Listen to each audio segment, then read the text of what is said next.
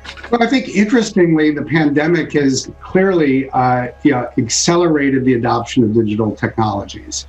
As people needed to work from home or study from home, or as governments needed to operate from home, it was digital technology that they turned to sustain the continuity of society around the world. Oh, well, that's pretty convenient. I think the great opportunity we have is to put this technology to work in a way that is going to advance all the goals that everyone has been talking about today. I think that needs to start with what it will take to promote a more inclusive jobs and economic recovery. I think that means recognizing that broadband has become the electricity of the 21st century. We need to spread broadband technology more broadly. And then we need to couple that with new initiatives to equip more people with the digital skills they'll need, not just to have a tech job, but a job that is increasingly tech-enabled in almost every part of the economy. Yeah, anyone who's not tech-enabled is going to be shit out of luck when we all get herded into smart cities. Many governments around the globe are racing to infuse technology into just about every aspect of its city's operations. And I mean every part. Including public transportation, IT connectivity, water and power supply, sanitation and solid waste management, efficient urban mobility, e-governance, and citizen participation. And it does this using every buzzword imaginable, from big data to the Internet of Things. You can look at these ancient hills and see nothing. Or you can see nothing to hold you back. No set ways of thinking, no restrictions, no divisions, no excuses. Just endless potential. This is the blank. Over 25,000 square kilometers of inspiration, with room for your biggest ideas. A part of the world set aside for those who want to change the world. A land created to free people from stress. A place where pioneers and thinkers and doers can exchange ideas and get things done. A startup the size of a country that will change the way we live and work forever. Healthier, happier, with more time for the things that really matter. A truly global culture from every place and background you can imagine that can discover NEOM.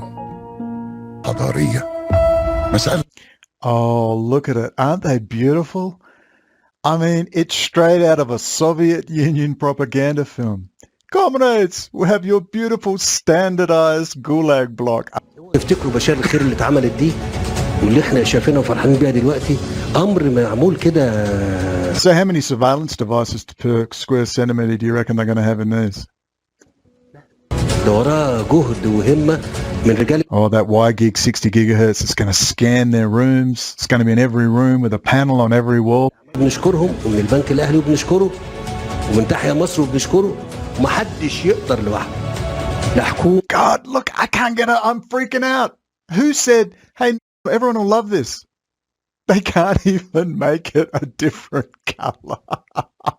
They're building all this while we're all distracted with Bill Gates. It'll have full security, guards, full surveillance, face scanning with 5G 𝐵𝒖𝒕𝒖𝒓𝒆. مع المرحلة الأولى من مشروع بشار الخير واللي كان بالفعل فتحة خير لسكان المناطق العشوائية من خلال إقامة نواة لتجمع. Come in, my little poor peasants, you people who breed way too much. Come into our little gulag, into the abattoir. I mean, into the beautiful new state housing, Soviet-era slum with 5G. حضاري بيضم في المرحلة الأولى. Just one small vaccination and you're in. We have the incredible potential of the information technologies, of the ways of communicating. We're only at the beginning of recognizing how far that is going to change our lives. The way of the future. I think as we do that, there are a couple of other things that are really of paramount importance. We need to sustain people's trust, and that means protecting their privacy. It means protecting their security.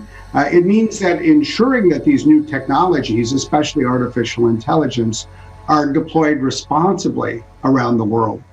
I think we have the opportunity to recognize that data and technology more broadly are indispensable tools to solving almost any of the problems that we confront. And so when it comes to protecting people's fundamental rights, as we're seeing in the United States today, we've been focused for several years on using data to shine a light on disparities, for example, between the practices of police on African Americans and Blacks in the United States in comparison to other populations. You know, I do have to give them that, y'all. Microsoft really has been at the forefront of shining a light on racial issues and abuses by police. This dude makes Martin Luther King Jr. look like a Klan member. And that is, I just think, a slice of what we'll need to address around the world. And then finally, I think it's right that every part of this conversation recognize that in all probability, the greatest challenge of this great decade, great reset, the greatest opportunity this decade is around sustainability. That's why we as a company committed that we'll be carbon negative by the year 2030. But I think what we really have the opportunity to do is unite the private sector, use digital technology to better measure scope 1, 2, and 3 emissions created in the building of products, and empower consumers around the world. So when they make a choice about which product to purchase, they can see what was emitted in terms of the amount of carbon to create that product, in the same way that they can read the nutritional content on a label at the grocery store of a food product. If we can empower consumers with all of this, I think we unleash this next generation to have a much broader impact more quickly. Brad, thanks so much. Obviously, underlying this great reset is the crisis that the world has been facing now for decades, which is the climate crisis. And there are few people better positioned to comment on that than Nick Stern. Nick, welcome to this virtual meeting. Can you give us a perspective on the scale of the challenge that we face when the Great Reset is a very ambitious term, it's a very ambitious project.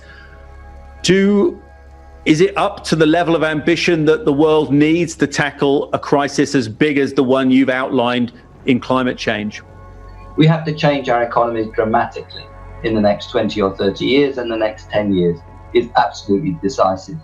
If we are negligent in these next 10 years, if we don't move fast enough, then 3 degrees would be beyond our capabilities, and that would be devastating, let alone 2 degrees. What he's really saying here is we've already had to move Agenda 21 up to Agenda 2030. And if we have to move it up again, that's going to be really fucking embarrassing. I think individuals and communities, we've seen our common humanity emphasized and brought together in these last months of the COVID crisis. We've seen young people looking after old people, notwithstanding that their education, their lives, their training have been so disrupted. Even though you miss your family, they are just a call away. What do we have to do? Social distancing every day. And here's the answer to the climate question, sustainability. We have to invest strongly in the right kind of assets, the right kind of physical assets, sustainable infrastructure, including, of course, energy, as we've heard, in human capital, in people and the skills that we need for these new economies, particularly looking after the young people who risk being a lost generation here. How we support and what is our confidence in institutions, what is our sense of community, and taking on the problems of inequality, capital. The technology of how we put it all together will be fundamental. Let's assess those against the values we've agreed in the Sustainable Development Goals. Sustainable Development Goals. Where have I heard that before? Oh yeah, Agenda 2030. In September 2015, all 193 UN member states adopted the 2030 Agenda for Sustainable Development. They recognize that ending poverty calls for transforming our world through strategies that build economic growth, address social needs, and ensure environmental protection. A monolithic and ruthless conspiracy. Decided.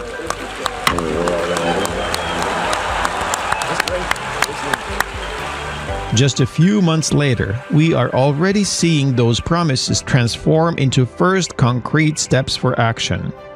On 21st of April, presidents, prime ministers, and other high-level representatives from around the world gathered at the UN headquarters in New York for a high-level debate on achieving the SDGs now that the goals and targets have been set. We have no time to waste.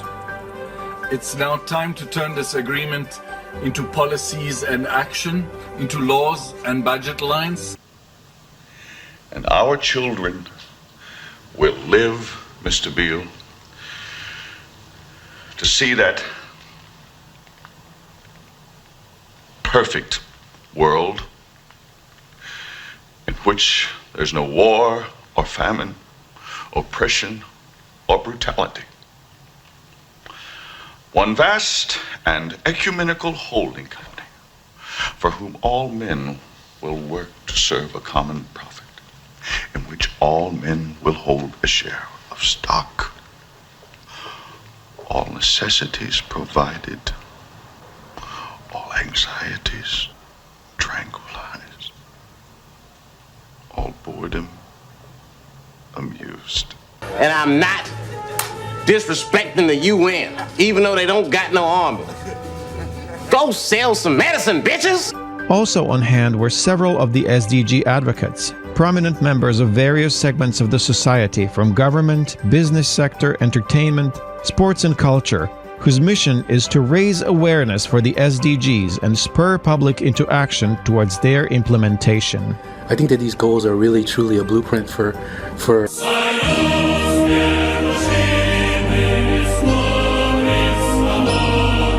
I guess the world I always am looking to see is a world that is filled with lasting peace.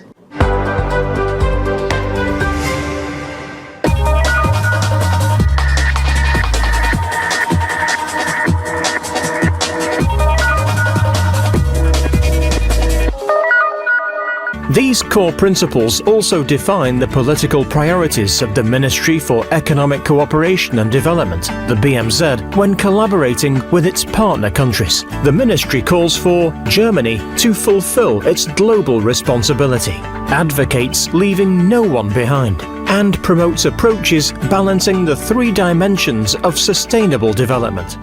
Do you know how much Homestead Company made off its first planet? $8 quadrillion. That's 8 million billions. Colony planets are the biggest business going. Did you pay full price for your ticket? No, I'm in a desirable trade.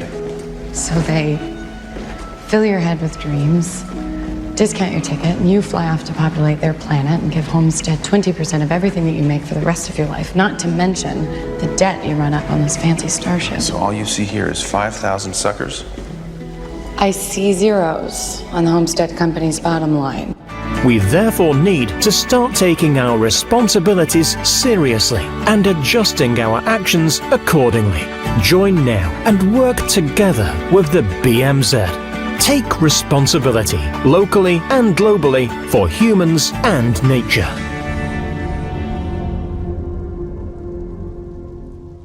And if we do these things, then we will have a sustainable recovery, which is a very strong recovery. I think we have 𝐵𝒖𝒂 on the line, who is honorary chairman of DSM and also special envoy on COVID-19. 𝐵𝒂, I think we've got time for a very brief intervention from you, from amongst our 600 plus audience. Speaking of which, I can't even describe how eerie it was to be one of the first 600 people on the planet to see this agenda rolled out in real time while this live stream was happening. Not that I was surprised by it, because I've only been telling all my friends that this was coming for, I don't know, like 15 or 20 years already. But it's always weird to see it actually happen. I cannot agree more with all the statements made during this call. And I think we have a litmus test in providing the world for the solutions of COVID for the Great Reset. What I've seen so far with the aggressive actions of all countries separately on mask, on test, even on vaccines, is not very promising for how we deal with other cross-bordering subjects. So I only hope that we will address climate change and other things with more collaborative spirit, as the WEF is standing for. 𝐼𝒕𝒖𝒓, thank you so much for that. Time, I think we have to go back to just catch up with our contributors at the very beginning of this call. Kristalina, if we have you on the line, we'd just like your kind of closing reflections after what I think everyone would agree was a fantastically passionate opening. Well, it is uplifting to listen to all. And I take from this a very clear sense that action now would determine the world of tomorrow. And I want to finish by saying, for my institution, we lean forward with everything we have towards this more sustainable and more inclusive world, more resilient world of tomorrow. Thank you all. It was just great to be a part of this conversation. I don't know about you guys, but I feel pretty fucking warm and fuzzy that the IMF is leaning into changing the entire world order with everything they have. Kristalina, thanks so much. And I just want to turn for some closing thoughts to the person who helped conceive this initiative, Professor Klaus Schwab. Klaus. Ja, Klaus, mein Dude. Today is the beginning of a global mobilization effort to rally all forces behind this great reset initiative.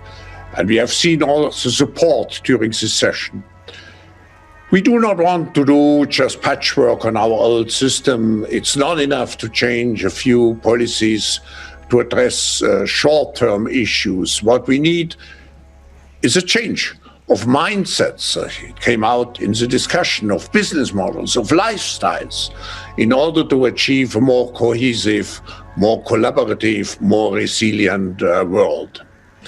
It must be a comprehensive approach to shape the future, integrating all organizations and people with innovative ideas. And we have seen many ideas during the last hour. Our role at the World Economic Forum is to act as an independent and impartial platform open to all stakeholders. We want to mobilize any organization, any person in the world. It's not just one-off event what we are doing. I think it's a process. It's a process which integrates many facets, contributions from the governments, the international organizations, business, companies, the young generation. For example, we are running this week the Ocean Summit, which will be an essential element with tens of thousands of participants. Oh nice, you guys have already mobilized an entire army behind this agenda. Wunderbar. We have the Sustainable Markets Dialogue. What? Under the leadership of His Royal Highness and myself, which will convene on a regular basis. And the annual meeting of the World Economic Forum in January 21, which will serve as a global summit devoted to the Great Reset. This summit will bring the decision makers physically to Davos, but it will be interconnected with a virtual twin summit driven by the young generation, our global shapers. If ever a meme war was necessary, January 21 would be it. Get ready, boys. We got plenty of time to plan for this. I am become the bombardier. 777. You just won a jackpot. They will integrate over 400 hubs into the dialogue of Davos and ensure that the Global Reset Initiative is really forward-looking and takes into account the voices of all who are left behind. Except for people like me, who have already been wiped from the mainstream internet countless times. I'm mindful, and I may close with that.